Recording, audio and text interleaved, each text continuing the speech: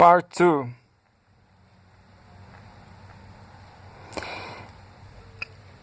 Chapter 2. The impact of the concept of culture on the concept of man. 1.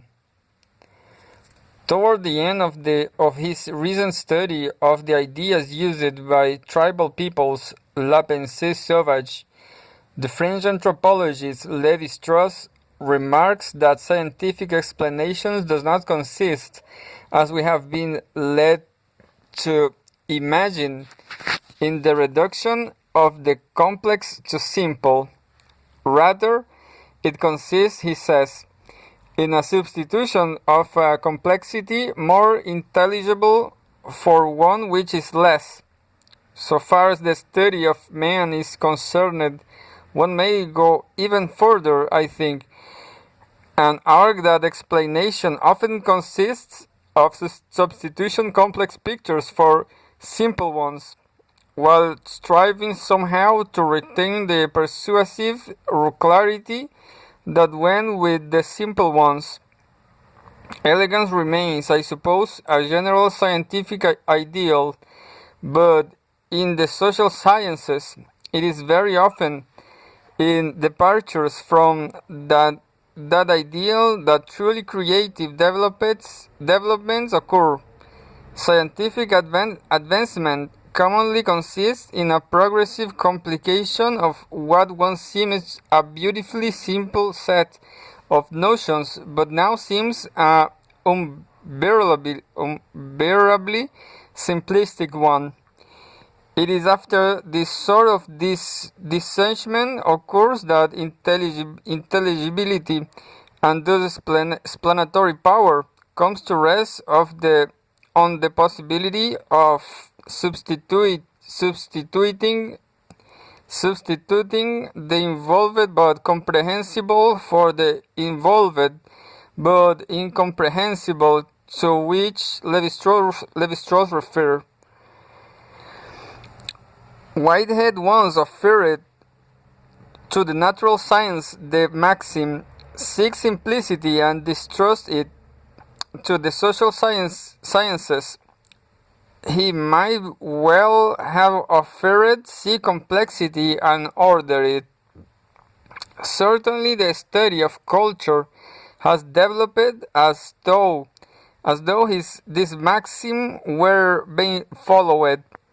The rise of a scientific concept of culture amounted to, or at least was connected with, the overthrow of the view of human nature dominant in the Enlightenment, a view that whatever else may be said for or against it was both clear and simple, and its replacement by a view not only more complicated but enormously less clear.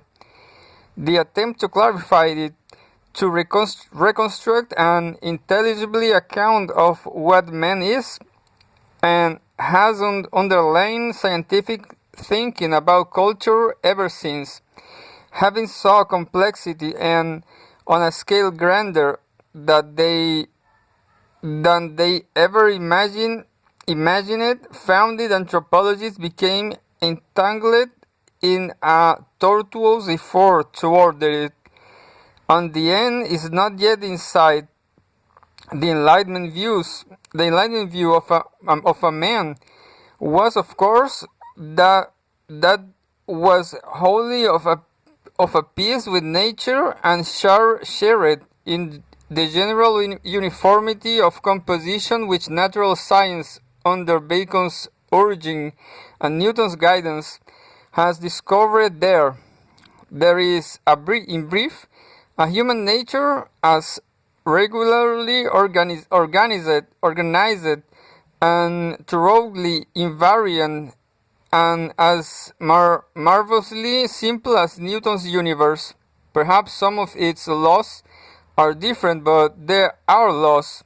Perhaps some of its immutability is obscured by the trappings of local fashion, but it is immutable.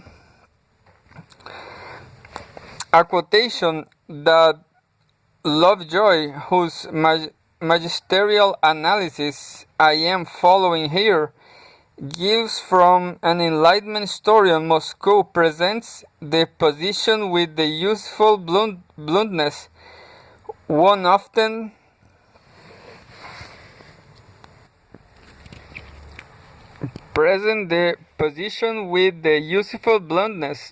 one often finds in a mirror writer. The stage setting in different times and places is indeed altered. The actors change their grab and their appearance, but their inward motion arises from the same desires and passions of man, and produce their effects in the vicissitudes of kingdoms and peoples. Now, this view is hardly one to be despised, nor despise my easy references a moment ago to overthrow.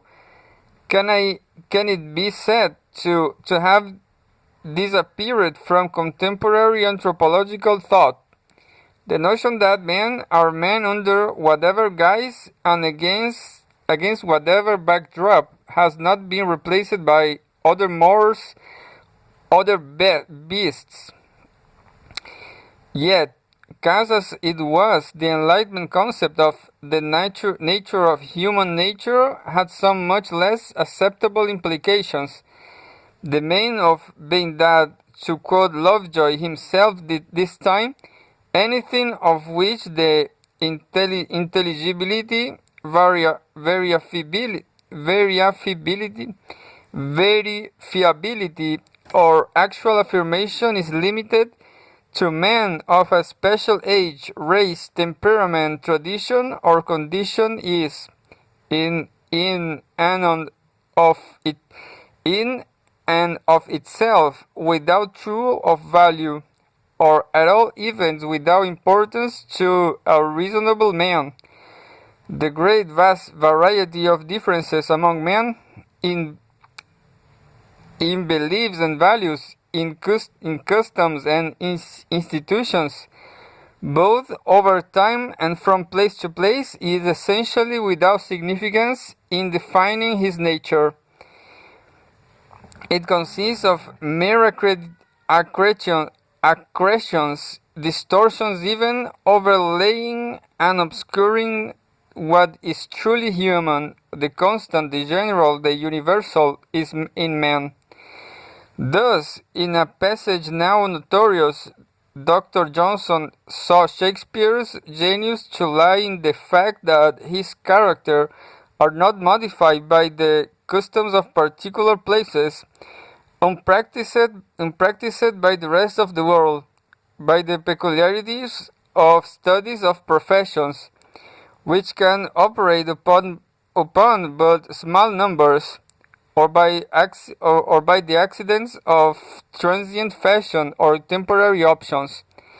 And Racine regarded the success of his plays on classical themes as proof that the taste of Paris conforts to that of Athens.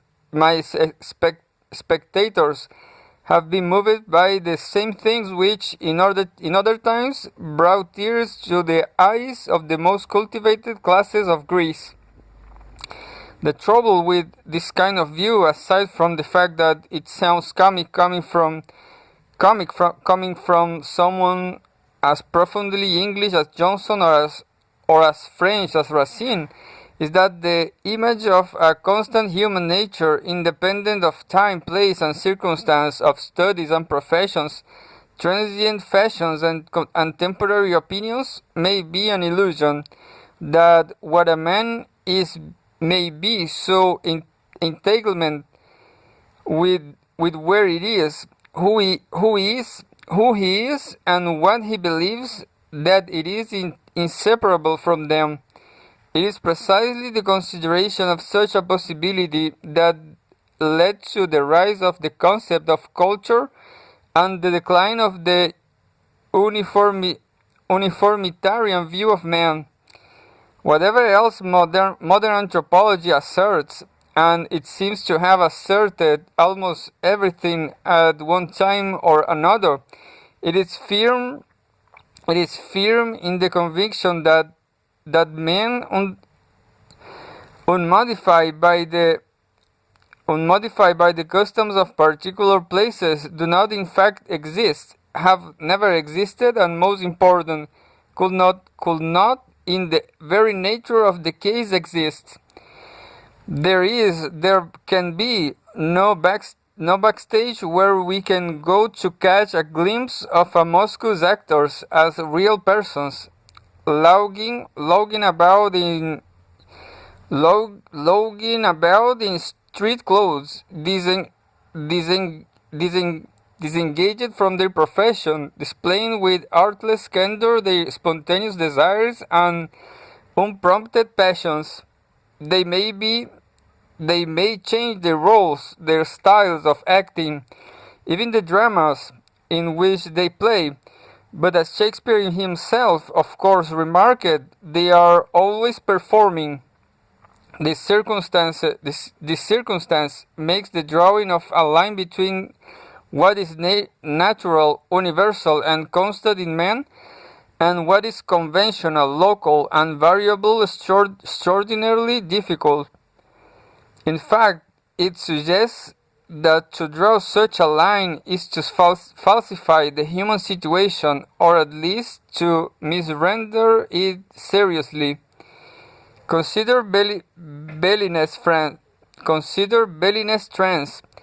The Bellines fall into extreme dissociated states in which they perform all sorts of spectacular activities, biting off the heads of living chickens, stabbing themselves with daggers, throwing themselves wildly about, speaking with tongues, performing miraculous feats of equilibration, mimicking sexual intercourse, eating faces, and so on, rather more easily and much more suddenly than most of us fall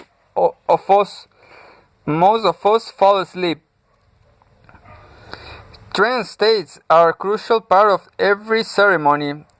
In some 50 or 60 people may fall one after the other, like a string of firecrackers going off, as one observer puts it, emerging anywhere from 5 minutes to several hours later, totally unaware of what they have been doing and convinced, despite the amnesia, that they have had the most extraordinary and deeply satisfying experience a man can have. What does one learn about human nature from this sort of things, and from the thousand similarly peculiar things anthropologists discover, investigate, and describe? That the Balinese are peculiar sorts of beings, South Sea Martians, that they are just the same as we at base, but with some peculiar but really incidental customs we do not happen to have gone in for. That they are innately gifted, or even instinctively driven in certain directions rather than others, or that human nature does not exist and men are pure and simply what their culture makes them. It is among such interpretations as these, all unsatisfactory, that anthropology has attempted to find its way to a more viable concept of man, one in which culture and the variability of culture will be taken into account rather than written off as caprice and prejudice, and yet at the same time one in which the governing principle of the field, the basic unity of mankind, will not be turned into an empty phrase. To take the giant step away from the uniformitarian view of human nature is, so far as the study of man is concerned, to leave the garden, to to entertain the idea that the diversity of custom across time and over space is not a mere matter of garb and appearance, of stage settings and comedic masks, is to entertain also the idea that humanity is as various it is essence as it is in its expression, and with that reflection some well-fastened philosophical mooring are looses and an uneasy drifting into perilous waters perilous waters begins. Perilous because one discards the notion that man with a capital M is to be looked for behind, under, or beyond his customs and places, in with the notion that man uncapitalized is to be looked for in them one is some danger of losing sight of him altogether. Either he dissolves without residue into his time and place, a child and perfect captive of his age, or he becomes a conscripted soldier in a vast Tolstoyan army, engulfed in one or another of the terrible historical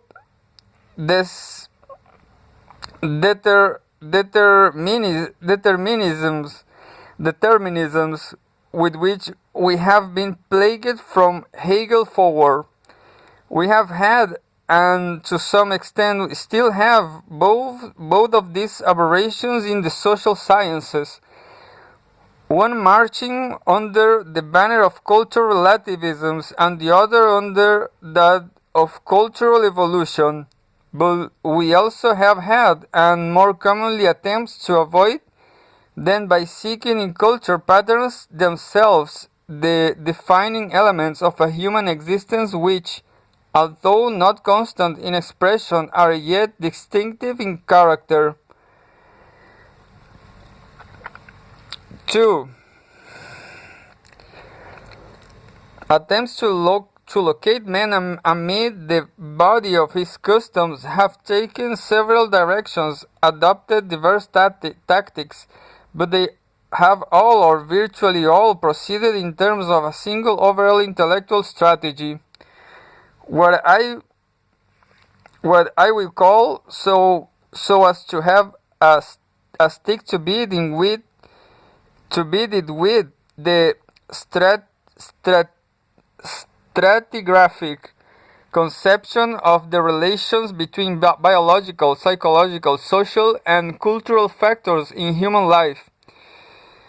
In this conception, man is a composite of levels, each superimposed upon those beneath it and underpinning those above it. As one analysis man peels off layer after layer, each such layer being complete and irreducible in itself, revealing another, quite different sort of layers underneath. Strip off the motley forms of culture, and one finds the structural and functional regularities of social organization. Peel off this in turn, and one finds underlying psychological factors, basic needs, or what have you, that support and make them possible. Peel off psychological factors, and one is left with the biological foundation, anatomical, physiological, neurological, of the whole edifice of human life. The attraction of this sort of conceptualization, aside from the fact that this guaranteed the established academic disciplines in their independence and sovereignty was that it seemed to make it possible to have one's cake and eat it. One did not have to assert that man's culture has all there was to him in order to claim that it was nonetheless an essential and irreducible, even a paramount ingredient in his nature. Cultural facts could be interpreted against the background of non-cultural facts without dissolving them into that background or dissolving that background into them. Man was a hierarchically stratified animal, or a sort of evolutionary deposit in whose definition each level, organic, psychological, social, and cultural, had an assigned and incontestable place. To see what he really was, he had to superimpose findings from the various relevant sciences, anthropology, sociology, psychology, biology, upon one another like so many patterns in a moire. And when that was done, the cardinal importance of cultural level, the only one distinctive to man, would naturally appear, as will what it had to tell us in his own right about what he really was. For the 18th century image of man as the naked reasoner that appeared when he took his cultural customs off, the anthropology of the late 19th and the early 20th century substituted the image of man as the transfigured animal that appeared when he put them on.